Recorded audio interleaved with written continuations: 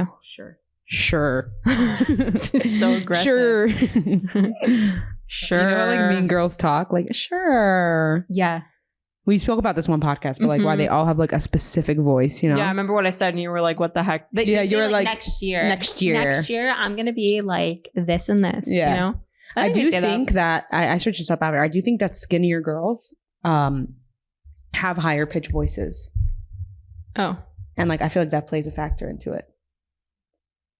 Going down the rabbit hole of like what skinny girl means and what, you know what I'm saying? Or like that they turn into like more confident mean girls, whatever. I think a more feminine voice, like guys are more attracted to higher pitch voices. Like I'm saying like the in also the that, yeah, maybe generalities. Right, I don't know. Right. Yeah, because I also noticed, so I listened to like The Morning Toast, and Claudia Oshry, she like in the beginning of it, she was like, she was way bigger and she had a deeper voice, and now she went on Ozempic and she lost a ton of weight and she definitely has a higher pitch voice. Wow, that's so interesting. Yeah. So I was like, is this like a thing? Like, I wonder. Yeah. So who knows? I don't know. How you been? How was your week? How was your last 2 weeks? Oh my God. Last time we spoke about Israel, but now we're going into lighter, fun. I don't know. Yeah. You gotta live and you gotta not move on, obviously, because still there's crazy things happening. You gotta live, but you gotta live. You gotta live. Yeah. It's too much. Yeah, it's been great. Good. How about you? How's everything for you? It's been good. I'm like moving on to different things. Yeah. Which is great. I mean, I'm still doing like video editing, which I love. And I don't know. I'm trying out right now. I'm in the stage of like, I'm focusing. What do I want to focus on? What do I want to make like my career, my life career? Because I've tried a bunch of things, but it's time to choose. I love that about you. I love that you're so willing and ready to dabble in a bunch of different things to figure out what you want to do. So many people don't I hate about myself. Oh, I hate that. Shut up. That's great. Okay. No, I actually, I don't know. I think I understand. Like I also love that about myself sometimes, that like I'm not scared to try different things, but I do think that it could be a fault because you lose that stability sometimes. I think it's a much better plan to try out than throw out, try out than throw out, versus sticking with something and growing in an area where you're actually not really wanting to be invested and only figuring that out after you've invested quite a bit. That's true, but it's just like I get so jealous of people because growing up in Chabad, I think for most people, it's the main focus is not find a career, because we're taught to go on shluchos or like to do like community outreach and not really to go to college, and like it's not like a main focus. Like our SATs, we're not taking it in high school. We have to like book it on our own and take it on our own. Yeah. So it's like very not the focus. And in a secular world, it's like you're not going to college. What? Like for us is like you're going to college. Literally, it's like literally the opposite. So sometimes I get jealous of people who just like they were forced to go to college or forced to pick a career and like they have that to fall back on. Be very aware that's a smarter plan. The amount of people that are going to college and like not really utilizing it because it's just the rote path. You know what I mean? Yeah, that's true. That happens all the time. Yeah. Yeah. But like I wish we had more of like an emphasis on character development through career and through finding your interests and being able to give the community, the small like insular community that we're a part of, and the larger world based on your talents and what you actually have creatively and also intellectually and whatever it is. There's none of that. Like none of that whatsoever. It's like we're all just gonna go on shluchos and that's you're gonna get married and you're gonna have kids and it's gonna be a beautiful life for sure. But like there's no sense of, oh wow, you're really talented at this. You should do something. You know what I mean? Yeah. That's so empowering. Like in our school, we had some electives of like sewing and like, oh my God, what else do we have? That's a blast back in the past. Sewing class or art class. But there was none. There was no like, I don't know, different cool electives that like you can actually like figure out what you want to do. You know, that wasn't really part of it. Like imagine we had like people have theater in high school. Like you would totally be part of theater. Writing or probably, you know, people who like to act would be, you know, it's just like we had production. Actually the arts, we had production. The arts is severely lacking though. But it's not like we do have and we love production. Production is so fun. It's so much fun. And we do have a lot of like events like Yom Tovim and stuff like that where people are making the banners and people are making you know, all these different things. But it's not a focus on it in a way where like everybody has a chance to try. Exactly. There's not like an infrastructure in place that guides young individuals who have no idea what the heck they're doing with their lives in the world, in their own existence. You know what I mean? At that time, it could be very helpful when you're like, these are the things that you could explore. Let's practice this. Let's take a class in here. You know, you need guidance. You don't have any of that. Right. You don't have any of that. And then even the colleges that like is accepted to go to is not very, you know, you hear people's college experiences. It's a 4-year experience where you're like trying out, I don't know, track and all these different clubs that you're a part of. Like, sure. I went to a thing which is like literally trying out track. I love that. I don't know. People talk about track all the time. I did track in college or high school. Track in high school, right? Because if you're part of the track team, that's like your identity. Yeah, exactly. Or like the cheerleading team. It's like, I did cheerleading. Yeah.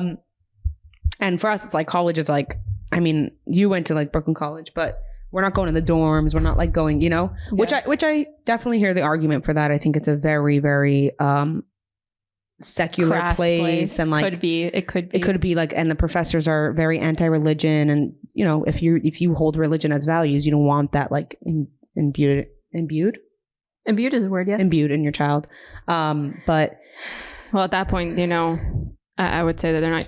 Yeah, like your child, I guess, if you're like thinking about if you want to send your kids to college. But I think at that point, if they're like an 18-year-old or they just graduated high school, you should probably be very catered to their individual needs and figure out what they need for them, you know, as opposed to I do like, still think when you're 18 years old in your identity, or I don't know, because I do think at 18 years old you're still very socially pressured versus 24, like what age we are now. We kind of know who we are and we're going to do what we want to do. But at 18, I think you're very socially pressured, especially by these professors that like, yeah, this is my professor and this is what he said, right? You know, right. Well, but yeah, it is hopefully the years of education and infrastructure that you've had could be as a foundation. Having this discussion with someone talking about like kids and how you want them to like be open and come to you with anything, no judgment, and that's how I want my kids to be.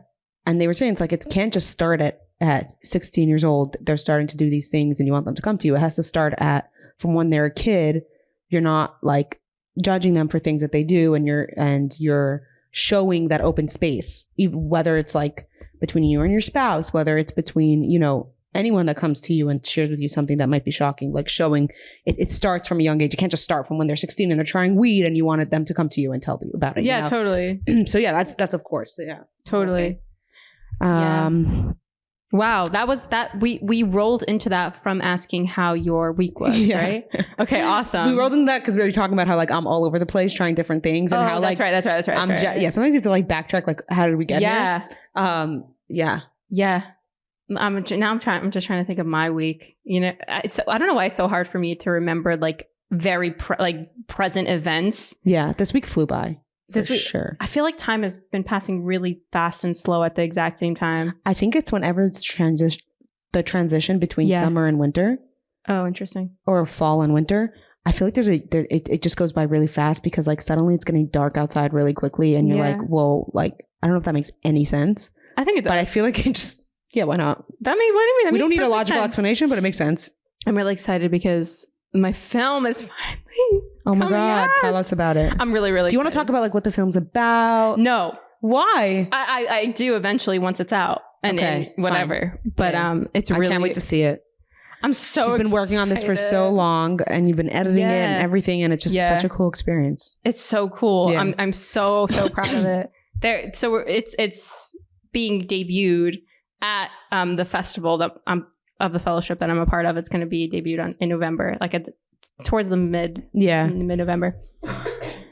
And I'm just like working up to that day. I'm very anxious because, you know, my family's going to come and close friends. I'm so nervous. It must be so nerve-wracking. Like, it's so nerve-wracking, but it's not really nervous. It's excitement. You know what I mean? It's the same thing. But I mean, of course, I want you guys to like it. I know you guys will. You know what I mean? You might have like critiques of like the story or like the way I wrote something, but you're fundamentally going to be happy and proud. Right? Exactly. I think it's going to come. Better? Yeah, of course. I think it's going to just like be like, oh, wow, I'm so amazed that you put this together. Like it's not gonna, I'm not gonna be looking at it as a critic's eye with a notebook like Ben Shapiro did by the Barbie movie.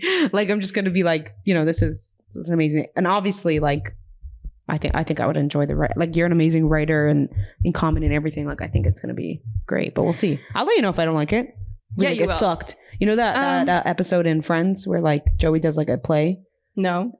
He does like a play. He's like starting his acting career, and they're all like trying to hide from the fact that like it was that he's painful a terrible to watch. actor. Oh. Yeah. But, no, I like to think that I'm pretty I could pick up on those signs.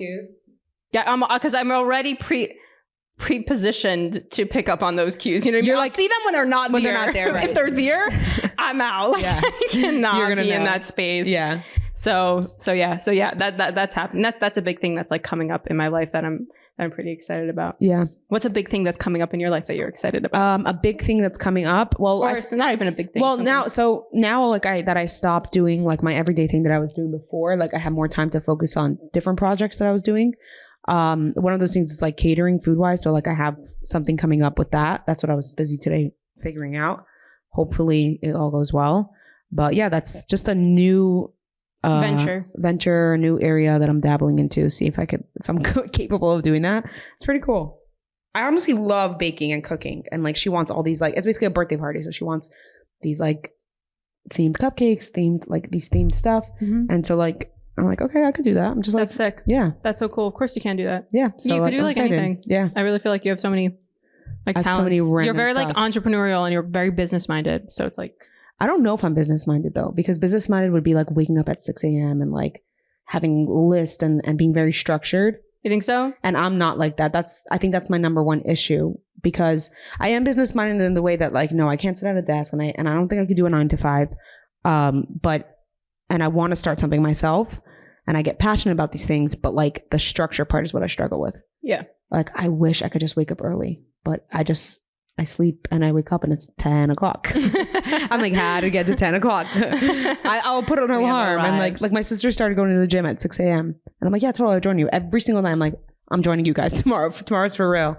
And then I wake up and it's 10 o'clock and they're like, they've texted me and they're like, are you coming? I'm like, oh my God. I think it's different when you have kids, when you have to wake up early, that it's like, you're used to the earlier time. I was going to say, like, if you give yourself a really good reason to do so, to get up early, then... Because I think then you're excited to get out. Of course, if you're just getting up at 6 a.m. I remember like when, do you remember those like nights before sleepaway camp? I literally wake up way too early. I'd wake up at 4 a.m. and we had to like leave to the bus at 10 o'clock. Oh my God, yeah, because you couldn't sleep. You were literally so excited and like waking up early. Those felt so surreal. Oh my those God. Nights felt what it's like to be a kid again, you know? Just to get excited from these little things and like. Yeah. That's, nostalgia. Yeah, but that's true. That might be really... I feel like if we experience that as adults, we still would feel that like sense of like surrealness. Yeah. I mean, I think just different things excite us as adults. Like, yeah, if I'm having like a sleepover, like sleep. Like, no, for real, like sleep. I was just discussing this. Okay, my sister, we were watching like a show together. We've been watching The Dropout on Hulu. Okay. It's about Elizabeth Holmes and the whole Theranos. Oh, you were talking about it. I want to watch it. Okay. It's so You guys sold it so well when you were speaking it over Shabbos. Yeah. Like I was like, well, I need to watch this. You should really watch it because there's a document where we're talking about the documentary, then we watched the show. So we're in the middle of the show and it's really the show. good. So the documentary is like footage, like real footage. Mm-hmm. And the show was like actors. Yeah, the show is right. Okay. It's a narrative. But anyways, we were watching it and then like we were watching the episodes and we like closed our laptop and then she went into her bed, which is like right next to mine, whatever. And we both like started like squealing from excitement because we were just like rolling around in our beds. Like, yes, we're just going to go to sleep now. I'm so excited. Like we were just so excited to go to sleep. Well, I actually get so excited to wake up and have my morning coffee. That's something that really excites me. But it doesn't get me out like 6 a.m. Meaning I could do that at 11. So it's like... you can have the same level of excitement, like a couple hours online and probably be more excited. Yeah. Because at 6 a.m. it's like a desperate excitement. You're like, I need that coffee now. Right. 11 a.m. you're like, rise and shine, the birds with a nice coffee. Yeah. Yeah, it's amazing. The stars are coming out. The first sip of coffee, by the way, like people always are like, yeah, you're addicted to coffee. People, I mean, Chaya and other people, you're addicted to coffee, you must suck. And it's like, it sucks that you're not addicted to coffee and you don't have the joy of that amazing first sip of coffee in the morning. Oh my God. It's just like beautiful. It's a beautiful part of life. Every meth and heroin addict that can say the exact same thing. No, because you don't know the high of taking that. I'm going to debunk that real quick because you have to take the pros and cons of what something's giving you. Meth is like literally making you live very passively and like not be like present. Coffee is like, it gives you that joy and like it makes you focus better and whatever. Well, and the downside makes you focus better, which is kind of crazy because you think you're ADHD, so it's like, well, throw caffeine into the mix, and I feel like it would make you even more erratic. Well, think about it. ADHD people take Ritalin or Adderall, and for ADHD people it calms them down. For non-ADHD people, it makes them like more jittery. Mm-hmm. So it's like it kind of has that opposite effect. So maybe it's the same thing with coffee. I don't know. Interesting. I don't Biochemist. know. Okay. They need a stimulant. Like Adderall is a stimulant, and we give ADHD people a stimulant.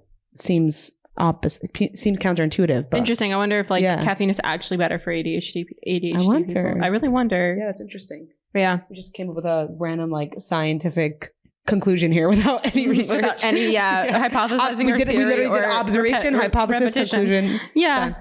But I just think that it's very different from math. So you're right. That's my point. It is. Like the upside and the downside is very different. But I just think I feel bad for people who like don't like coffee.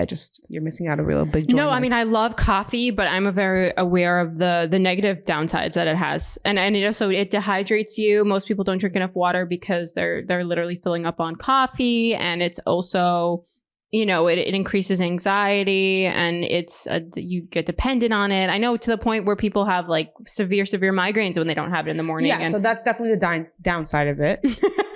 That's definitely a bad thing about coffee. Like, I would say the upside. It's like, I don't know. I'm trying to think of listen, I think, but whatever. I've seen studies proving how it's actually good for you, and I've seen studies proving that it's bad for you. I guess to me, it's very much on the individual basis. Totally. And like, figure it out for yourself if it's something that you. Yeah. But for me, like, for the most part, like in what I've observed is that most people are addicted, are dependent, and it's a part of an unhealthy diet, culture, and habit that most people have with coffee. So I just see that like it's something that you should be wary of. Yeah. Okay. I disagree. Like, I can't even tell you how many people I work with who are like, oh my God, I got my 6th cup of coffee or something. I'm like, 6th cup of coffee? What did you eat today? They're like, after my chocolate bar, then the PB&J sandwich. Like, it's just... What does the PB&J sandwich have to do with the coffee? Oh, I'm saying it's a part of an unhealthy diet. You're saying if you drink coffee, then you're going to eat PB&J sandwiches? Usually, it's like correlated that if you have... if you're drinking... Okay, hear me out. I've never eaten a PB&J. By the way, I've never eaten a PB&J sandwich in my life. Do you know that? That's crazy. Never in my life. We're talking about childhood, but that's crazy. Have you? No, my childhood was like mac and cheese and Bamba. You've never had a PB&J sandwich? Rivka, they're life changing. They're so good. Like it's jelly. Crazy. I don't like when I eat donuts. I don't have the jelly donuts. I have the whole donuts. I don't know what to say. When you come over next time, we'll make you a peanut butter and jelly sandwich. I don't think you're gonna like it because you're a sweet tooth. You don't have such a big sweet tooth. Yeah, I don't have a sweet tooth. Yeah, but like I like donut. Yeah, even donuts. It's not like my favorite thing, but I like the ones that don't have the jelly inside. I don't like the texture of it. Oh, the glazed donuts? Yeah. Glazed donuts are so good. Or like those little Franco's donuts? Francesca's donuts? No, it's Franco's. Franco's. Yeah. Those are good. Powdered or chocolate? Ooh. I think powdered. Yeah. Yeah. The powder is better. Those are childhood a little bit too. Yeah. Oh my God. I remember as a kid, I would tell everyone, yeah, I'm going on a diet and whatever. And then I would literally just succumb to those donuts, and like I would have to like hide myself from eating it because I told everyone I was going on a diet. They're so good. Yeah. This past week, you can't hide those donuts. They get everywhere. Walk out with like confectionery sugar all over my face. Yeah. Like, no, I was not just eating donuts. I started watching this past week Love is Blind, which I put down as something that we could talk about. Yeah, I haven't started it. It's I know a lot of people have though. It's crazy. It's become a show where like you could tell these people are kind of on, not necessarily because they want to get married, because it's like a famous show now. Like I think the first season was more pure, and now it's like, okay, we're getting a little bit of all the like fame hungry crazy people. Damn. I don't call them crazy, but like they have their baggage and their issues and whatever. But are you interested in hearing some of the storylines? Yeah, for sure. So like, okay, I only watched... Would you ever, but question before, would you ever go on one of these shows? No. Never. I'm interested in not even if it didn't air. Oh, if it didn't air? Like I was just gonna say, I'm interested in the experiment, trying out the experiment. I think it's cool. I don't think it works, the experiment. I think dating for 10 days before deciding if you want to marry somebody is crazy. Not seeing the person, like attraction is a huge thing. Like, yes, attraction can grow, and like, you know, you don't need to be like, oh my God, this is the hottest person alive to end up marrying somebody. But like, you need to have a little bit of attraction. It's just, another thing is body language. Like when you're talking to them, you don't see their body language. You don't know if they're lying about things or what their reaction is when you tell them something. Like, let's say you tell them something shocking about your past, that could be a little bit of a red flag. You don't see if they're like shocked by it, if they're like okay with it, if they're judgmental, if they're not. There's just so many things that like, I just think the experiment doesn't work. But yeah. I mean, it worked for some it's people. Failed for the most part. Like when for the most part, it does. I mean, everyone always talks about Tiffany and Brett. Tiffany? Is it Tiffany and Brett? Is that the first season? I don't know. I don't think it was the first season. I think it was just this past season, actually. Oh, Alex? You're talking about the Israeli girl? No. Well, them too. Yeah, they worked out, which was really cute. Yeah, they're still together. They on Instagram. They have like no issues. Like they're the one couple like over the show that they were like just chilling the whole experiment, like whatever. I'm sure they had their own issues, but like right, but it wasn't like as dramatic as Kwame and right. They couldn't like put it in. What's actually crazy about this past season is that I listened to this episode of this girl who said she did the experiment. She left the pods with somebody. She went to like the vacation. Like she made it all the way to the altar, and they called her like 2 months before the show aired that they're not following her storyline, and they didn't really give her a good reason why. They're like, we don't have enough time, whatever. But she was saying that basically like she experienced abuse on the show, like from the guy, like emotional abuse. I don't think physical abuse, but like he was like a little like very emotionally abusive and stuff like that. And she thinks that's why like she didn't want, like they didn't want a bad rap about that. So they took her off the show, which is crazy to like go through that whole experiment, go through all that emotional stress, and then you're not even aired. You don't even get the airtime. Wow. To like, for people to validate your story, for people to like, you know what I'm saying? Like, wow. That must be really tough. Yeah. I'm sorry. That sucks. Yeah. They show her in the beginning a little bit, but like they don't follow her story at all. Are we introduced to her at all? You see her like in the girls' lounge, like talking to the other girls, but we don't see any of her dates. We don't see any of her storyline. That's so shady. Yeah. It's crazy. But yeah, there's this one basically I think I would go on because it's kind of fun. You know what I mean? Not if it was aired. I'm saying like if it was, just to see. I think that'd be a cool experience to see. Yeah, it would be a really cool experience. But I agree with you. I think these things don't make any sense. You know what I mean? Plus, and then there's the other extreme can't, of like take away the factor of like being with a person. Like you cannot be with them. That's wild. Yeah, that's wild. Well, you do end up spending like I think it's a month with them after the pods. I'm saying like in that process. But yeah, like deciding that you're going to get engaged to somebody, and then you have the pressure of like trying to figure out, are you marrying this person within a month? Yeah. Doesn't make any sense. It doesn't make any sense. It's also it's such a weird, it like really takes apart the whole like getting to know somebody relationship. It makes it so strange because when you're getting to know someone, you're getting to know their whole self being, and their physicality is a huge part of that. So to like strip that one element away and then add it back. Right. It's such a weird like process to have to go through. Cause I'm sure there have been relationships where people got really close and they were so excited. And then when they were revealed to each other, they weren't like everything. I think so. So this I didn't see on the show because I only watched 4 episodes of it, but I heard people talking about it. How like there's this one guy who was like kept on saying how he didn't like that the girl was wearing like so much makeup, and how like he kept on saying that.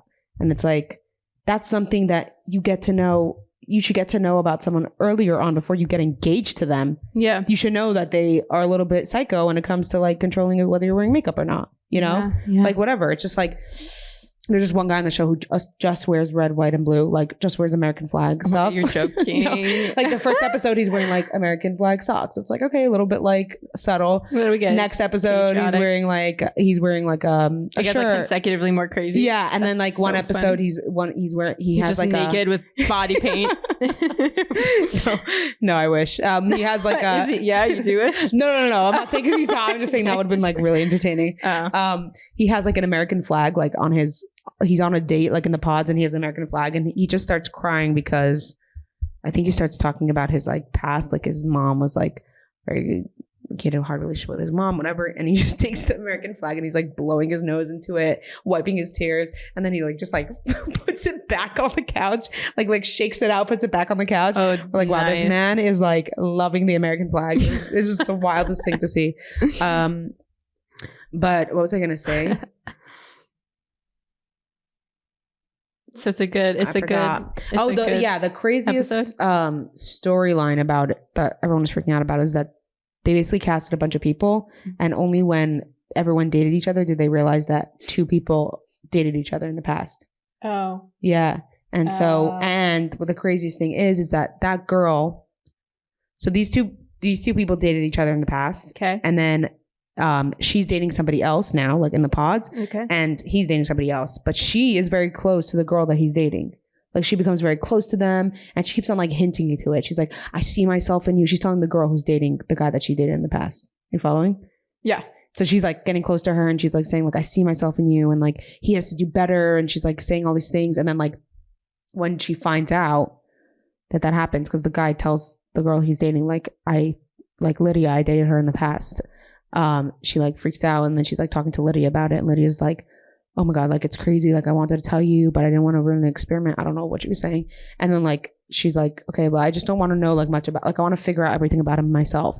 And the girl just starts spewing, like Lydia just starts spewing everything about that she knows about this guy. She's like, yeah, he's, you know, I know what car he drives, I know this, I know that about him. Oh, he's very this and that, I know exactly da, da, da. And the girl's like, stop telling me about him, like I want to figure this out myself, whatever. I don't know if you followed that whole story, but it was just like a crazy.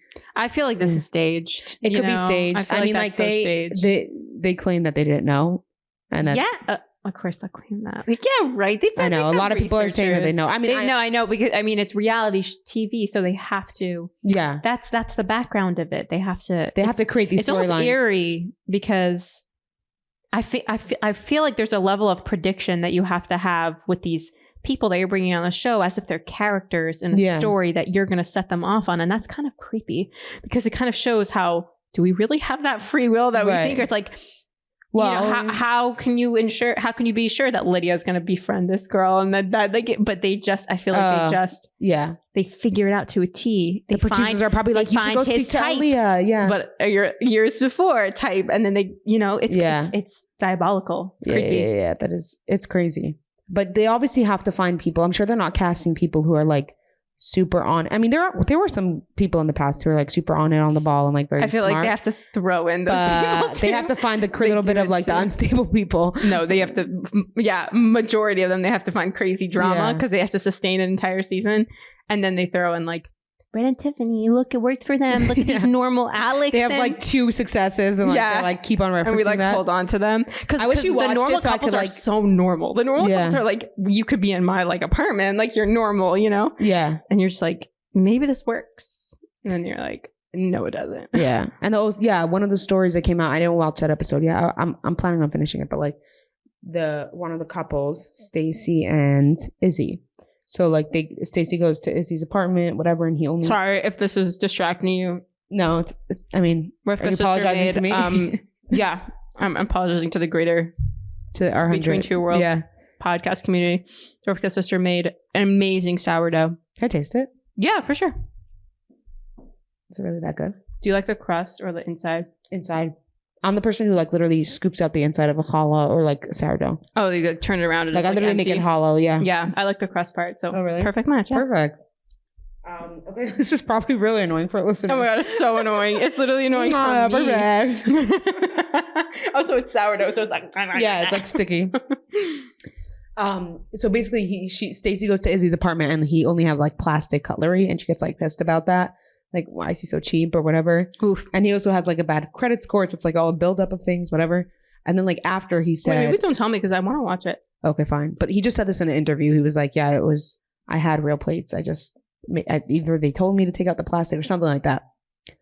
So it's just like, yeah, they literally create these. I wonder if you have things. to sign contracts beforehand to like do exactly what they tell you, unless it's like, I don't think so. Cause Nick Vile, he did The Bachelor and he talks about how it works. And it's not that they make you sign. You befriend the producers, like you become friends with them and they give you advice and, okay. Anyways, that's Love is Blind. But you want the rest of this?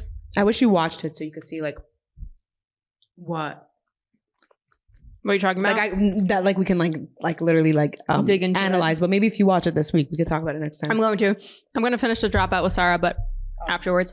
I love that story. You know, not that I love that story, but the story is very interesting to me. Elizabeth Holmes and Theranos. The whole like psychological part of it. The whole psychological part of it, the morality questions it brings up, the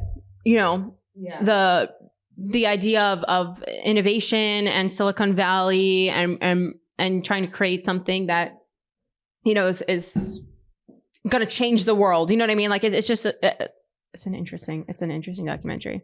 I'm talking about, it's called Out for Blood in Silicon Valley. It's on HBO if anybody wants to watch it. It's a documentary about this woman named Elizebeth Holmes who created quote unquote created a device where you can pinprick your finger and from that prick of blood be able to test and get back results for like a bevy of diseases. And it was basically a fraud from the get-go. It's just crazy how she was able to fool so many people. Mm-hmm. And that's the whole idea, that she was like so confident. Yeah. So the documentary really breaks down how that happens. Right. And how the vision, which started from a very maybe not so pure of an ideal, but still like a pure-minded kind of like a research project type of thing. Yeah, wanting to change this part of our society of make healthcare more accessible, things like this. How it, you know, snowballed into a Money crime hungry. that now has her sitting in prison for 11 years. Yeah. Oh, so she's still in prison. Yeah, she just started her prison sentence like this year. Oh wow. Yeah. That's wild to have a documentary made of you, you know? Yeah, in that light, for sure. Yeah. Complete exposure. People like hate on her because she's got these like really huge piercing eyes and she doesn't blink, and she also like purposefully deepened her voice. Right. So she talks like this, like that. So she's like more dominant. If anybody doesn't know what a deepened voice sounds like, there you go. That's the demonstration. Yeah, to try to, you know, people have theories for why she did that, but she was also like a huge Steve Jobs fan. So she would wear like black turtlenecks and model herself after him and stuff. And people just, you know, really hate on her, which, you know, kind of makes sense. But interrupting this podcast to tell you guys about Talking Photography, who's the sponsor of our show. She's a really great photographer. You can check her out on Instagram at Talking Photography and on her website at talkingphotographystudios.com. She does family shoots, newborn shoots, portraits, event shoots, whatever you need. And it's really great. And she takes the time to cater to your personal needs. So you can check her out on Instagram and on her website to get a quote in the New York City area. Okay. Did you hear about the whole Jada Pinkett Smith and Will Smith situation? I mean, I don't know if I heard like a specific thing that happened, but I know that there's so much controversy with her always. Everyone, I mean, I'm on my TikTok and everyone's always like, I saw this one joke where someone said, Jada, we understand why God took your hair piece by piece. You keep proving to us why you don't deserve to have any. I don't even know. This guy was mad. That's crazy. This guy was mad.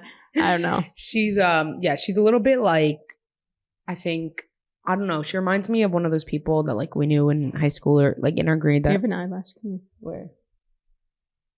That just like always make something about her and like always have to like air out all their dirty laundry. Like she does the red table talk where she like, so like after Will Smith slapped like Chris Rock, that whole thing. Yeah. Like she did red table talks and talking openly about it. And it's just like her kids' lives are spoken about out in the public. And it's very like drama and like she's always like looking for the drama. But so now she's writing a book. She's writing a memoir about herself, I guess. I heard this Chris D'Elia, who's like doing a podcast about it, and he's like, why Chris D'Elia? You listen to Chris D'Elia? Yeah, I know. I heard he was like a sexualist, so I don't know. Yeah, no, for sure. But I'm saying like I didn't even know he was still out there. You know what I mean? He has a podcast. Wow, interesting. It is interesting how he like doesn't collab with any other comedians. Yeah, he's definitely, that's what I'm saying. He's definitely been out of the limelight and out of the hot seat, I guess you can say, for a long time. And I was wondering when he was going to come back, because Louis C.K. made his way back. What happened with him? He was accused. I don't know if it was ever of sexual assault. A couple people. Oh, interesting. Yeah. Wow. Okay, I didn't know that. So he just like goes on as if like nothing happened. Yeah, it's hard like not to listen to these people when they're so funny. Like even knowing that he did, like let's say, like it's probably really hard for you now because you know Andrew Schulz is like a class A anti-Semite, and you can't really hear him. Yeah, like anymore. But at the same time, like he's still funny and he still has good takes on things. Yeah, and it's just like hard to not listen to his podcast anymore when I'm like such a fan of it. Yeah, but he like so disappointing. Never meet your heroes, folks. And like I basically just give him the benefit of the doubt that he's ignorant. Because he did say like, I'm not saying what he's doing is perfect, and I do think that it's a really bad take on his part, but he didn't say like, oh, the Jewish people are like, they're doing something wrong. Actually, he did say like they should do a ceasefire. That was pretty bad. But he was saying that like, I understand the Jewish people, but I also understand the Palestinian people who are like really they've been suffering for 70 years and like nothing justifies the act, but like we have to understand both sides type of thing. Which obviously I don't agree with that take. I don't think Israel should ceasefire or not defend itself. So yeah, it is hard. It's hard not to listen to these people when you like find them so funny or listen to them so long. Yeah, ugh, just sucks. And he literally like I've detached myself from like a Jew. Everyone. Yeah, for real. Like it's hard because I've never been so passionate about a topic that like literally is my identity. Like usually topics I can hear the other side. Like you can have your opinion and I have my opinion, but this is like really like about our identity. Yeah, so I mean, very hard. Dude, it makes me so mad. Like I had this one encounter with this guy from my college, and he was saying like, "How are you?" Whatever, and I said I'm having a lot of anxiety. She's like, "Why do you have anxiety?" So I was saying, well, a lot of Jews were murdered in Israel and all of this. And his response was so mealy-mouthed. It was like, oh yeah, I heard. It's awful. It's like, it's an understatement. Yeah. So he's like, I don't really know what to say because I'm not really involved in it. So I was like, dude, okay, it's not hard to say to a Jewish person, are you doing okay? Like during this really hard time. I think that's just like a general lack of like, I don't know, maybe social skills. Cause like, I don't know any Ukrainian people personally, but like when the Ukraine-Russia war was happening, like, no, I wasn't posting on Instagram everything that was going on. You know what I'm saying? Mm-hmm. But when it hits home, you're more active about it. So I can understand people who are not involved in it, not necessarily being active about it. But yeah, if you have a Jewish friend, you could be like, oh, wow, that's so hard. Like, just like basic social skills. If somebody's telling you to their face, like, I am being directly affected by this, and you're like, oh, I don't know what to say. Right. He's trying to... it's politics. I can't have to say out of it. Right. I'm going to call you on your BS. Right. And I did. I'm very happy I did. I rarely ever did that because, I tried to like venture into the secular world and try to like make my, film is an industry filled with a bunch of, people like that. And I just got very disheartened. Mm-hmm. So I didn't really like allow myself. I was just like, okay, but like, bye, done, cut detached. Off. Like, yeah, like if you're not gonna listen, it makes total sense. It's a complete attack on our identity. Like that's how it is. So it's just like it is a trauma like that. We're experiencing anti-Semitism in real time. We're like we talk about like the Holocaust, and it's as much as it is still like a recent event. It's still something that's like not what we experienced. So it's just like in the distant, it's in the past. And now this is something that happened now, like in our lives. And it's like, well, I can't believe this is happening now with all the pro Palestinian protests, just when they're attacking the Jews, and then you have pro-Palestinian protests, swastikas, all these things. It's like, wow, I honestly didn't realize how much anti-Semitism exists. And so it's scary. And it's like, that's it. You just want to cut off people who are not going to support it. So yeah, I totally understand that. Yeah. But anyways, how did we get here? I don't know. Can you trace it back? we talked about this. We talked about Chris D'Elia, like he's still wanting to listen to him, and because he talked about Jada Pinkett, so that's why. Jada, right? But he was making it funny. But he's like, "Why is I heard a clip on TikTok of Jada talking to an interviewer saying, me and Will weren't even together at that time when he said keep my wife's name out of your mouth." So I don't know what she was like saying. So she was so that's the whole controversy, because she's writing a memoir and she's like doing press for her like memoir, I guess. Mm-hmm. So she's like talking all these things, and one of the biggest things that she said is that like me and Will weren't even together for 7 years, like since 2016. So like when he said my wife, I was surprised. Oh. When it's just like so weird, because like first of all, you're saying that like 3 years later. When did this happen? 2 years later. And also like when that guy, like when Chris Rock said that joke, like she gave Will like a look like, you better do something about this.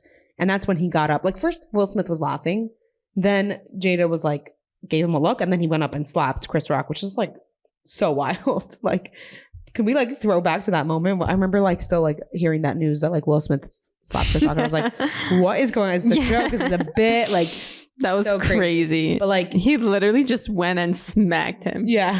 Just smacked him. Like, that's just like pure like back to childhood. When you're upset, you just go and smack someone. For real.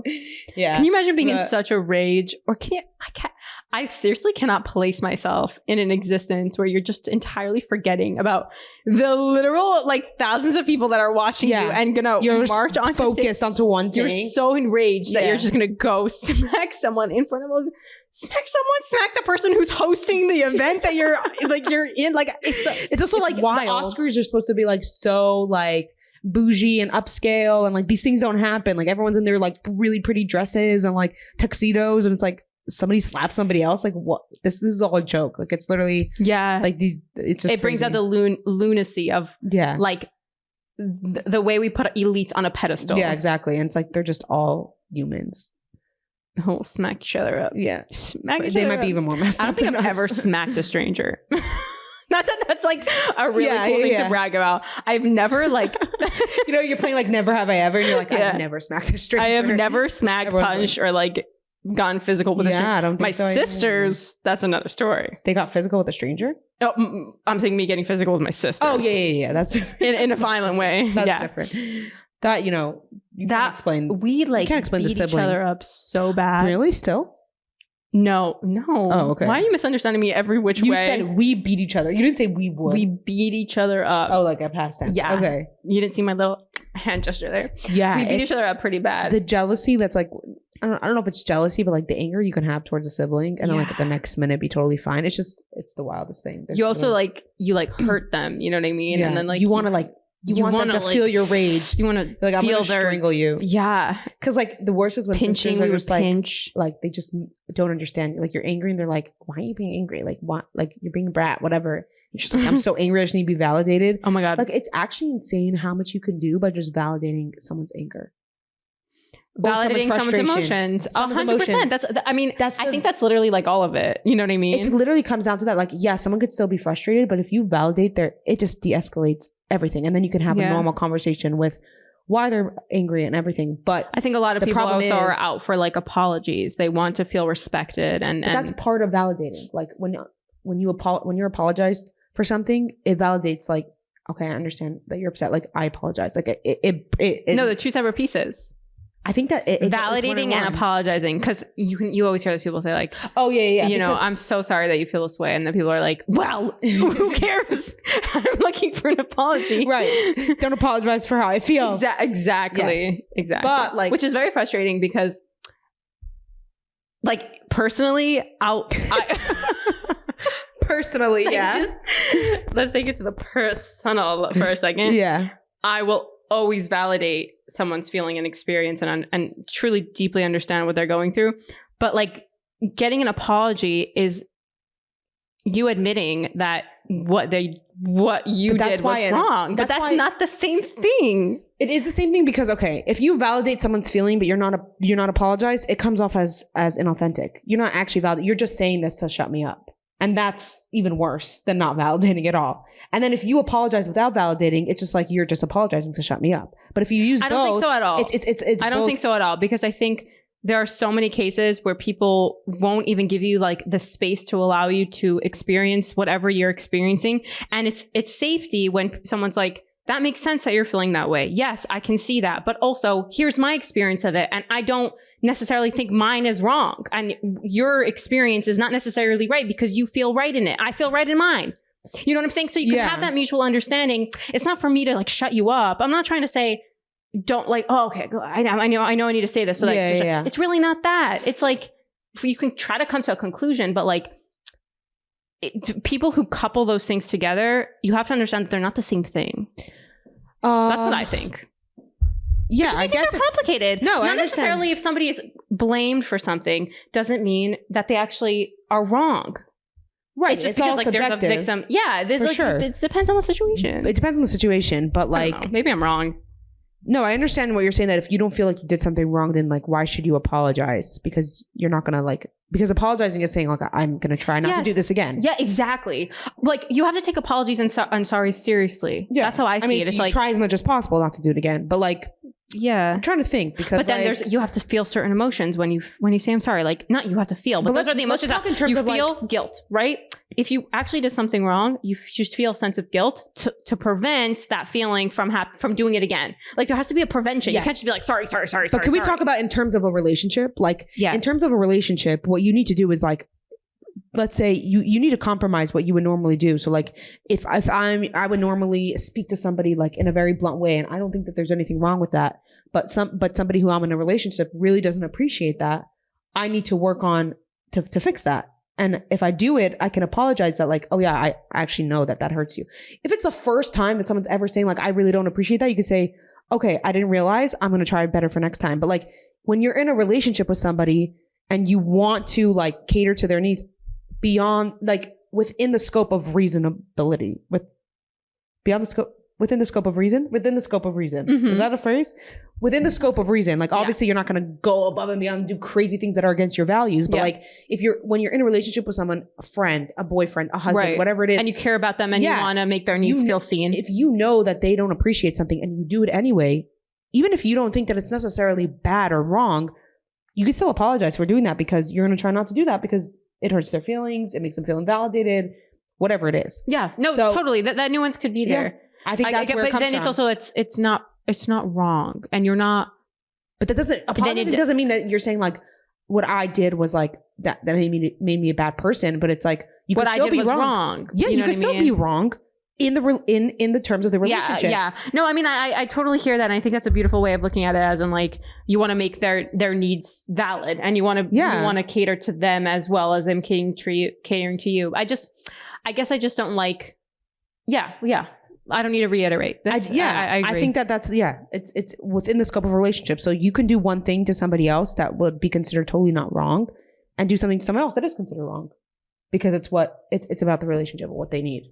And obviously you have to care about the relationship enough to change your ways. Like, there has to be like that kind of reasonability. I think that there's also a level of how much this person is going to change about themselves versus how much you have to accept about the other person. And that is also, of course, another dynamic that really exists. And I guess I want to draw like the same level of understanding that we give to somebody who is quote unquote the hurt one to the person who is doing the hurting. Like the narrative, there's a narrative, but there's two narratives there, and we have to understand them both. That not just give credence automatically to the person who is calling hurt. I mean, I guess, but I don't know what you mean by that. I don't really like if somebody's hurt, really they're not going to sit there and like try to validate you. You think that they should be able to validate, like let's say you hurt me and I communicate with you that you hurt me and you go, but understand my side. It's like right now I'm the one who's hurt. So I'm communicating with you. Like we can understand it after and you can be like, I'm so sorry. This is why I did that. It wasn't with intentions, but like, right. Yeah, that's not my job to validate you if you hurt me. Oh, well, I'm not really talking about validating as much as I'm talking about understanding, I guess. I mean, you could also validate. I think that's great. I think that's another part maybe that the other person, the hurt person can try to have in the back of their mind. Not necessarily can they. But I meant more like in an objective sense. Because I mean, I know these scenarios where somebody says this, you did this and this to hurt me, and you never, that was like not like you said, like right. the intentions for that was never that right. you didn't know that was going to hurt the person, or you don't even know, you knew that this was let's say a recurring problem in your relationship, but you don't really know what it is you're doing or to change, or it's as basically what I'm trying to say is that it's a confusing situation for the person who is being called the abuser in the relationship. Yeah. You know what I mean? So that understanding and that narrative very much exists as well for this person. And there's two sides, you know? But of course the person who is hurt, like, I guess it's harder to feel for someone who's the one who's the herder. Yeah. Versus the one who's hurting. But yeah, I agree with that. That's also another very good de-escalation skill to like also validate the person who hurt you. Be like, I know you didn't mean it, but it still hurt me. Like even saying that is completely validating. Yeah. You're not calling them a bad person. You're not trying to say, yeah. That's very important. Like, I guess make it known. Yeah. It's just crazy. Yeah. It's very hard. I'm saying maybe for like outside people to know that about that person also, you know, because I feel like in that existence of that person is like who's doing the hurting. They probably also feel like they're, you know, misunderstood and like maybe they're a bad person, or I don't know, you know? Yeah. But it's just, I mean, obviously we're not talking about like crazy abuse things where like the person's clearly like done something to intentionally hurt the person, or even if it's not intentional, there are some things that cross that line. But yeah, we're talking about like small little things, but like, it's just wild how emotions can really cloud logic. And it's very hard when you're like, right now we're very calm and we're talking about this in a very objective perspective, but like, when you're hurt, and you just want to hurt that other person, and you just want to text angry things and just be like, just to get a reaction out of them. And it's very unhealthy, but it's like, it's life. It's human. Yeah. Yeah. But I do think as you get to know somebody, it becomes so much easier to like know what they need in those type of situations. Know that they're not like intentionally doing that to hurt you. And like when you're more confident in a relationship, that's why if people are insecure in a relationship, it's just crazy. Like it just will cause toxicity because anything that they do that might be a mistake, you're gonna place it on their intentions versus communicating in a way that like, it's okay to be insecure. It's okay to have. I'm not saying it's not okay, that. But I'm saying as you get to know somebody more and more and you become more secure in a relationship, it's probably easier to communicate in like a healthy way. Yeah, as you grow as an individual and learn to love yourself, that's how you kind of fix insecurity, I guess. And that blossoms into your relationships, because then you stop seeing everything as a personal attack or as an attack on your entire self-worth or being, which is very heavy. But I do think you can be a very confident person and then like you get into a relationship and it just like drops. It's not drops. It's just like in the beginning of a relationship, it's confusing. You don't know how much this person cares about you. Everyone's scared to be vulnerable if you really like somebody and like you're scared to be vulnerable and they're scared to be vulnerable. So both of you are not communicating if you like each other. And so like, you don't know and everything's obscure. Oh my God, it's the worst. Yeah. And then like you get to know, and then if you're able to stick it out with somebody, and we get to know each other. Talk enough about how much dating sucks. Yeah. Like we don't talk. We could talk about community. Another thing, we could end our podcast just talking about how bad dating sucks. I really want to do an episode on our dating experiences dating experiences, talking about the shidduch system, having like various people of different like positions in the system. Come on and just talk about this as something that's in the works. But I was gonna say it's interesting how like we were talking about Love is Blind and like how it's just a crazy experiment.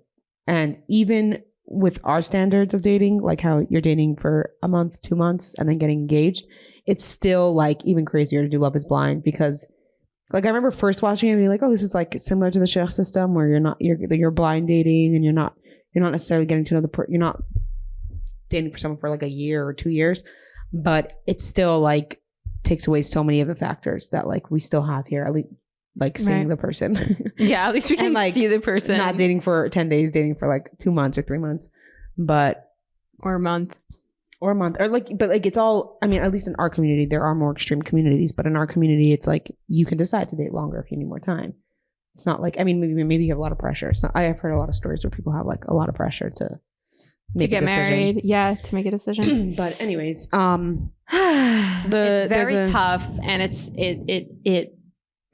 I don't know, man. It's hard. Like, I feel like everybody who is in the system, like once you apply, if there's an official application to get into the shidduch system, you should be handed like a personal like dating coach guide to do this, because man, is it tough? Is it rough? It's a lot of, you learn a lot though, and you learn a lot about yourself.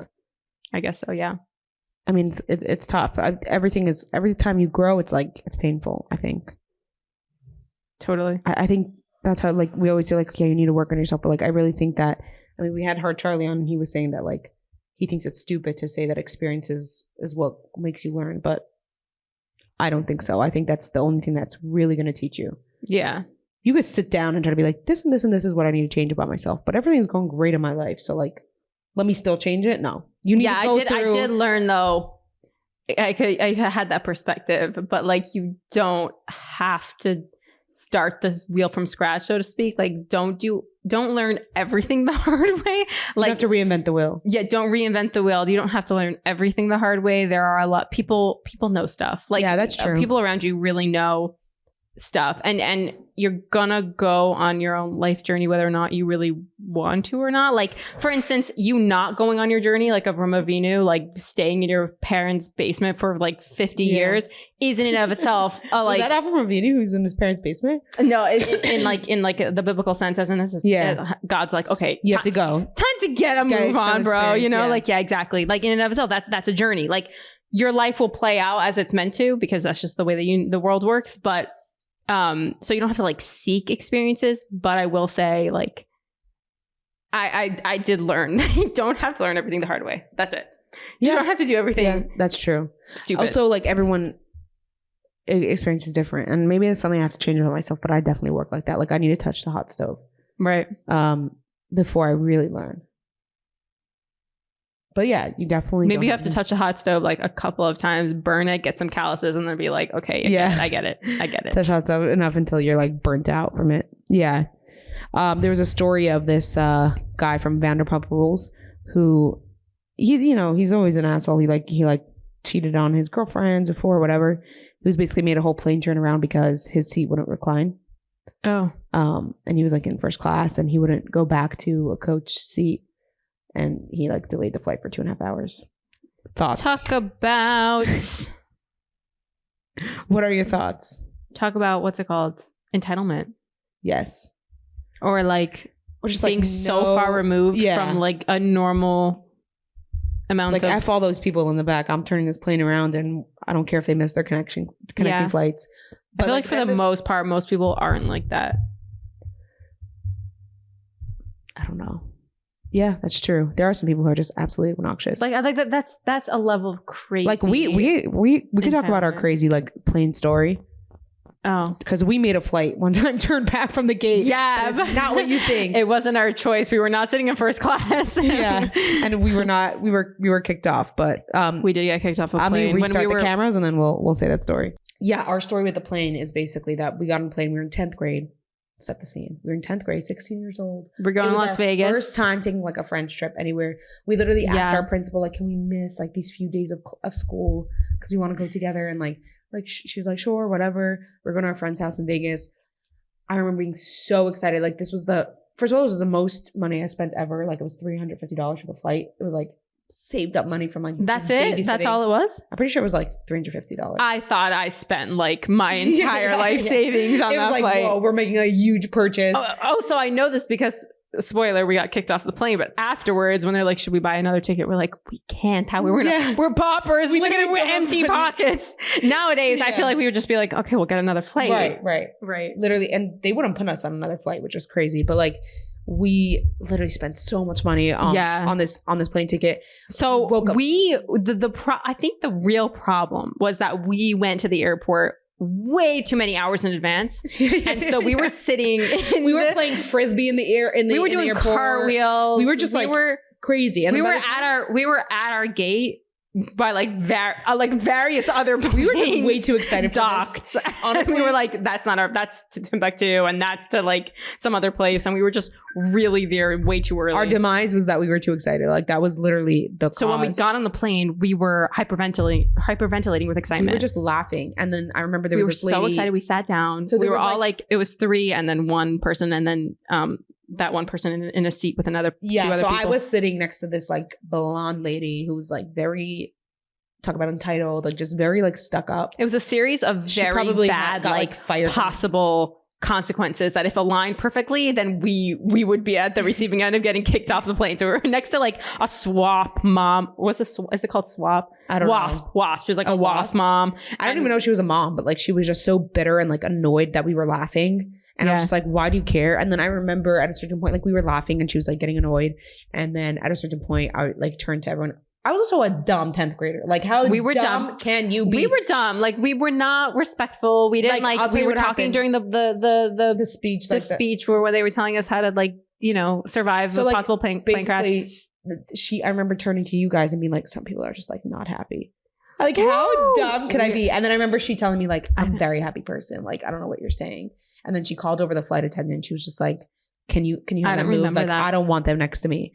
And like, as you said before, like we also were talking during the plane speech of the safety speech of like, we were just like laughing. I don't know if we were talking, but like we were laughing. We were giggling. We were like just really, really excited. And I think we were annoying a bunch of people. And the flight attendant told us like twice, like you guys have to quiet down. And we were like, okay. And then we just were like laugh because I was like chewing gum too loudly. Like the next thing we know, there's a loudspeaker announcement and the pilot goes, we're going to be turning around this plane. We have some people that we need to remove.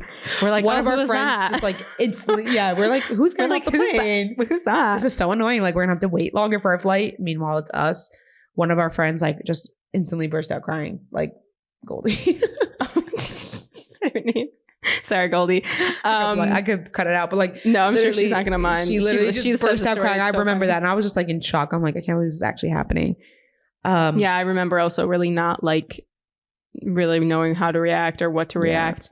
We did the walk of shame off the plane, obviously, because that's super embarrassing. It was devastating, like entirely devastating. It was literally the worst thing ever. Like I remember this one guy stood up for us and he was just like they didn't do anything wrong. And then somebody like shouted out like, you want to get off the plane too? And like the quickest sit down I've ever seen in my life. He's like, immediately I'm not getting kicked off this plane. This one girl was like drinking her champagne. She was like laughing that we got kicked off. She's like, what happens in Vegas stays in Vegas. And like everyone laughed around her. Yeah. And we were just like these poor little 16-year-olds. Yeah. Who were so innocent. Like we were so innocent. Yeah. That's like my biggest I think that might be the day I lost my innocence. Like that's the day when I lost faith in humanity. Yeah. And like we were very much introduced to like malicious people because that lady next to us just like really was like, I think the cause of it. Maybe I don't know why they took her so seriously, but I remember arguing with the flight attendant. We're like, can we please just like, maybe you can move us to different seats or like, we'll really be quiet. And he's just like, no. Yeah. He's like, we're not doing that. Like, we already turned this plane around.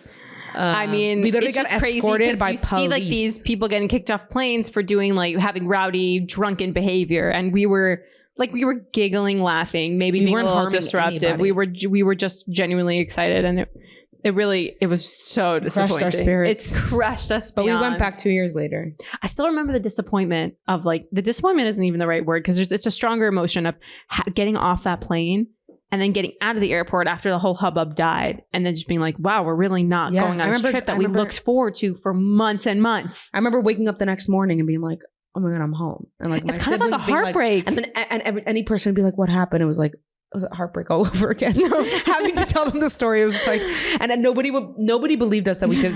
Literally, everybody still believes till this day that like we did something crazy on that plane, but we really didn't. We were just laughing. Like all my siblings are just like, you must have done something crazy that they kicked you off. It doesn't make sense. My father picked us up from the airport with like this frozen mango, and we were just like, he was like, do you want me to drop you off? He was so kind, and we were just not into it. We were just like, no, we don't want to do anything. He's like, let me drop you off somewhere in the city. We're like, no, thank you. We literally got escorted by police. Like, it's just the craziest thing.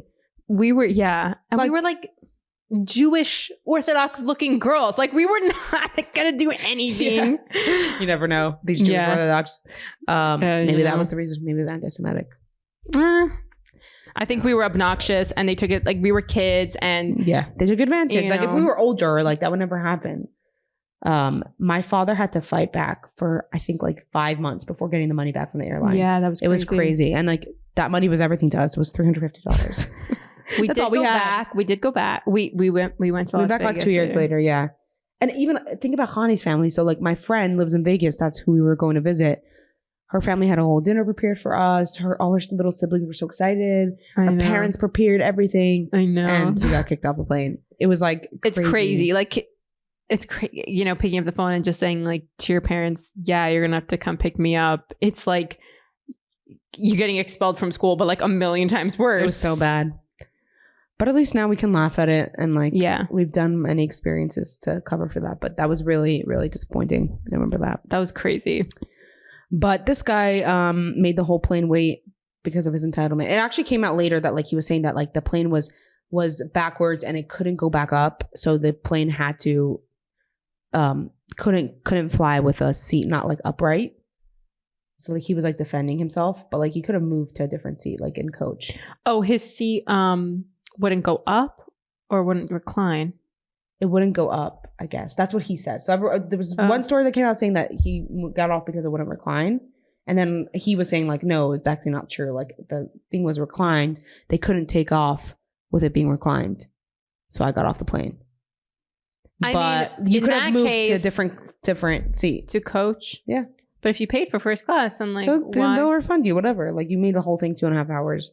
I still think it's a little bit entitlement. I would never do that. It is. Yeah, it certainly is. It's annoying.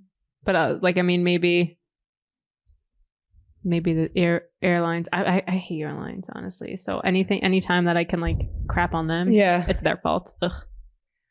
All right. Anyways, yeah, we should end this. Thank you for listening. This was a really fun podcast. Subscribe, like, comment, review. Yeah. Love you. Thank you for listening.